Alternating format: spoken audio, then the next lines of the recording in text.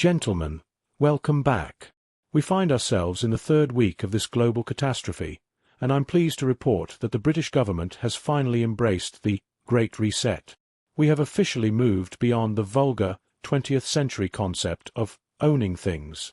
We are now a nation that is happy to have absolutely nothing, including a functional navy.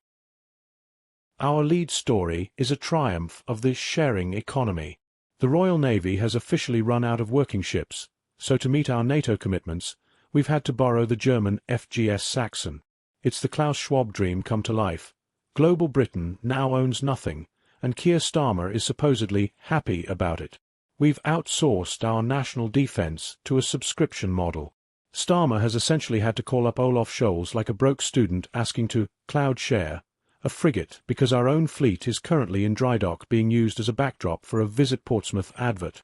We provide the tea and the stoic sense of decline, while the Germans provide the actual, floating boat.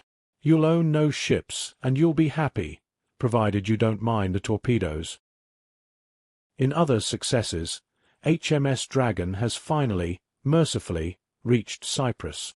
After 3 weeks of accelerated readiness, which apparently involves the same urgency as a sloth on tranquilizers, the Type 45 destroyer has limped into the Mediterranean.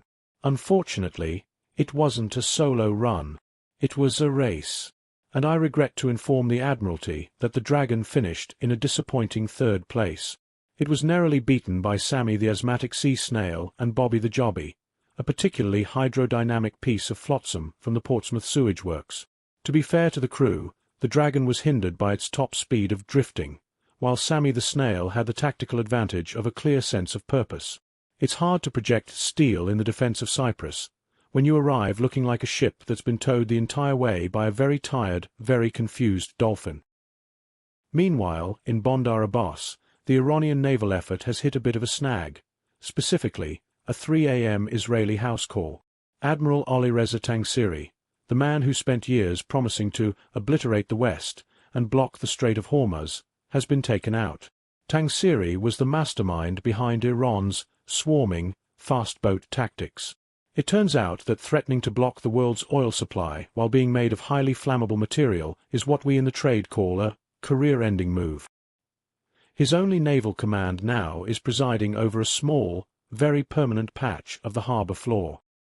He promised to deliver harshest blows, but the only thing he's currently delivering is a very convincing impression of a charcoal sketch. And finally, we move to the American front. Donald Trump has grown tired of the trans-war identity crisis and has decided to return to his first love, aggressive property acquisition.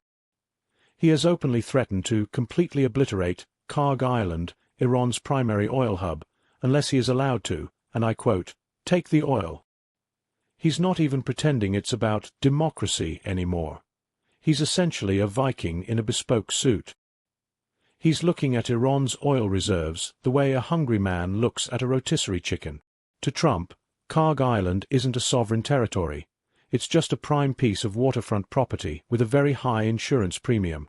While Keir Starmer is having meetings about geopolitical stability and shared resources, Trump is on Truth Social asking if the oil comes in gold leaf or standard. In summary, our Navy is a German rental. Our fastest ship was beaten by a snail with a chest infection, the Iranian admiral has been vaporized, and the American president is planning a heist that would make a Bond villain look modest. We are truly molding a new world. We own nothing, we are happy, and we are currently praying that the German frigate doesn't require a monthly direct debit we can't afford.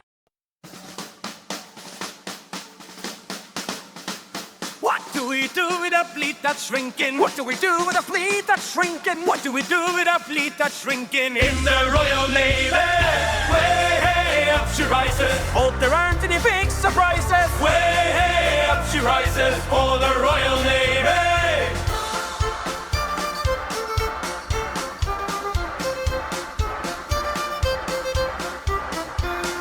Bernie, can we have a ship, please? Bernie, can we have a ship, please? Bernie, can we have a ship, please? For the Royal Navy. Way hey, up she rises. Hope there aren't any big surprises. Way hey, up she rises for the Royal Navy. Everything is written in German.